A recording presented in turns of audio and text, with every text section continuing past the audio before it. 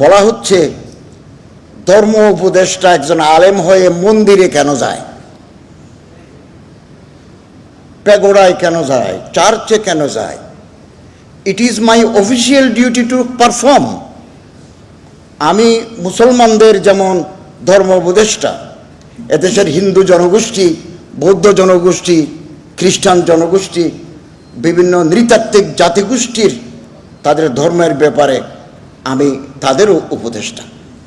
গভর্নমেন্টের বরাদ্দ আছে, মসজিদের জন্য যেমন বরাদ্দ আছে, কবরস্থান মাদ্রাসার যেমন বরাদ্দ আছে, এর হিন্দুর জন্য, বৌদ্ধর জন্য, খ্রিস্টানের জন্য, জাতিগোষ্ঠীর জন্য আলাদা বরাদ্দ আছে।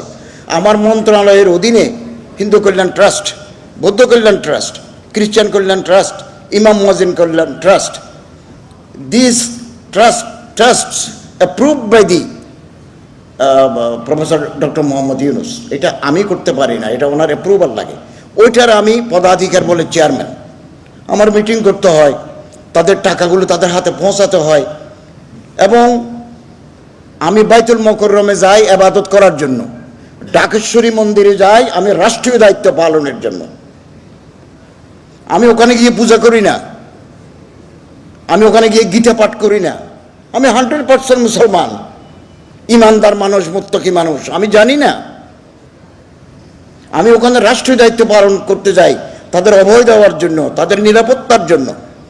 কারণ সাম্প্রদায়িক সম্প্রীতি বিনষ্ট করে ঘোলা পানিতে মাছ শিকার করার জন্য চক্র বাংলাদেশে সক্রিয় রয়েছে।